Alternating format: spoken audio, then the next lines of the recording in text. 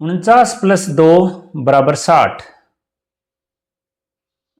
राजस्थान के शिक्षा मंत्री ने 8वीं कक्षा के एक बच्चे को जब यह प्रश्न पूछा कि 49+2 कितने होते हैं, तो उसका जवाब था 60। तो क्या यह समस्या सिर्फ उस एक बच्चे की है? नहीं, यह समस्या बहुत सारे विद्यार्थियों की है। जैसे मैं अपने अनुभव के आधार पर बताता हूं कि 10वीं कक्षा तक मेरे पास में जो बच्चे ट्यूशन के लिए आते हैं, उनमें से 80 से 90% बच्चों को बेसिक नॉलेज जोड़ घटा गुणा भाग की नहीं होती, चाहे वो सरकारी स्कूल के हों चाहे प्राइवेट स्कूल के। और जो कॉलेज कंपटीशन की तैयारी करने के लिए आते हैं, उनका हाल तो और भी बुरा है। पर यह समस्या है क्यों, शुरू से जानने की कोशिश करते हैं। अगर बात करें नर्सरी, एलकेजी, यूकेजी की, तो मेरे हिसाब से बच्चे को 100 तक गिनती, अल्फ़ाबेट्स, वर्णमाला लिखना पढ़ना आना चाहिए, काफ़ी है।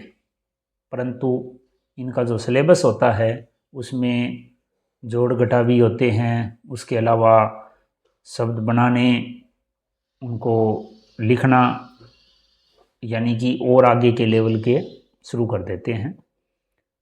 इसके पीछे कारण जो भी हो, अभिभावक या फिर अध्यापकों की अति महत्वाकांक्षा बच्चे के प्रति।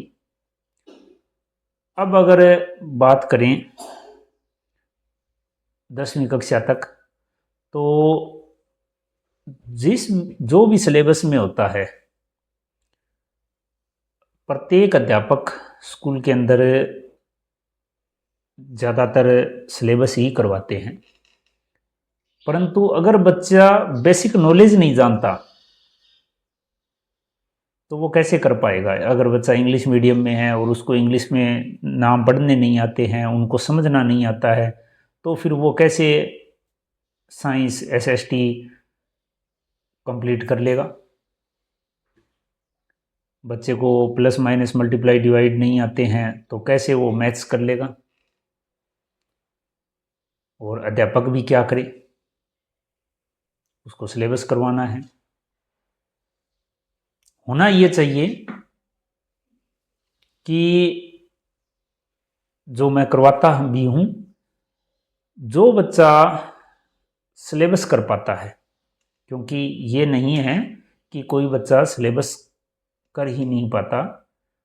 कई बच्चे ऐसे भी आते हैं मेरे पास में जो 10वीं कक्षा में पढ़ रहे हैं और सिलेबस के अलावा, खुद के सिलेबस के अलावा आर.डी. शर्मा और अग्रवाल जैसी ऊंचे लेवल की मैथ्स की बुक्स को कंप्लीट कर लेते हैं। तो ऐसे में ये भी नहीं कह सकते कि हमें सिर्फ बेसिक नॉलेज ही देनी चाहिए, पर जिस बच्चे को जो ज़रूरत है वो ही करवाया जाए। उन बच्चों को मैं सिलेबस पूरा करवाता हूँ, जो बच्चे सिलेबस कर सकते हैं। इंग्लिश मीडियम के बच्चे हैं और अगर इंग्लिश उनको पढ़नी समझनी नहीं आती तो उनको पहले इंग्लिश करवाई जाती है, बाकी का क्या मतलब? अगर बच्चे को जोड़ घटा गुणा भाग गिनती पहाड़े नहीं आते हैं तो पहले उनको वो कंप्लीट करवाया जाता है, उसके बाद मैथ देखेंगे, चाहे वो कौन सी क्लास का हो। पहली ज़रूरी तो बेसिक नॉलेज है, पर ये काम इतना आसान भी नहीं है। इसमें भी अलग अलग चुनौतियाँ हैं। जैसे कि पिछले साल 9वीं कक्षा में मेरे पास एक बच्ची पढ़ती, तो उसमें जब मैंने गणित के सवालों का पूछा तो उसे जोड़ घटा गुणा भाग नहीं आते थे। मैंने उसे शुरू किया जोड़ सिखाना, जोड़ सिखाया, घटा सिखाया, 15 दिन में जोड़ घटा सिखा दिए। तो ये मेरे लिए एक बड़ी उपलब्धि थी कि 9वीं कक्षा की बच्ची जो आज तक कुछ भी नहीं सीख पाई थी, गणित में जीरो थी, उसको मैंने जोड़ बाकी सिखाए हासिल वाले 15 दिन में। परंतु उसके पापा 15 दिन बाद में मिलते हैं और कहते हैं कि सर पहले सिलेबस करा दीजिए। मैंने कहा कि बेसिक नॉलेज बिना कोई सिलेबस कैसे कर सकता है? सिलेबस मुझको या किसी टीचर को नहीं करना, सिलेबस उस बच्ची को करना है। कैसे संभव होगा? पर 1 महीने बाद बच्ची छुट्टी और तब तक मैंने उसको गुणा और सिखा दिए थे, 10 तक पढ़े आते थे। और ये तो एक एक उदाहरण है, बाकी बहुत सी क्लासों में ऐसे ही होता है कि जब बच्चा बेसिक नॉलेज नहीं जानता तो पेरेंट्स अक्सर कि यही कहते हैं कि सर सिलेबस पहले करवा दीजिए। तो सिलेबस कैसे करेगा बच्चा जिस बच्चे को बेसिक नॉलेज नहीं आती? तो ये एक बड़ी चुनौती है टीचर्स के लिए। स्कूलों में भी यही दबाव दिया जाता है कि पहले सिलेबस। तो ज़रूरत है हमें सिस्टम की, इस प्रकार के एजुकेशन सिस्टम की कि पहली बात तो एक्टिविटी बेस होना चाहिए, जो कहीं कहीं पर होता भी है।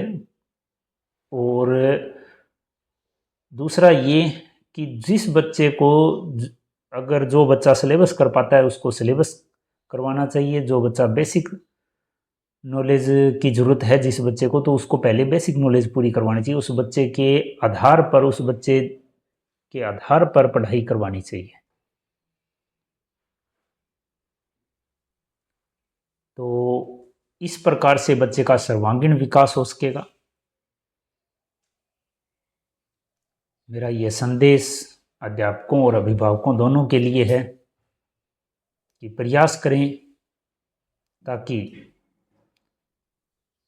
विद्यार्थी वास्तव में कुछ सीख सके, प्रत्येक विद्यार्थी का सर्वांगीण विकास हो सके। विद्यार्थियों को पढ़ाई के साथ साथ नैतिक शिक्षा, खेलकूद या फिर अनेक शिक्षा से संबंधित गतिविधियां करवानी चाहिए। धन्यवाद।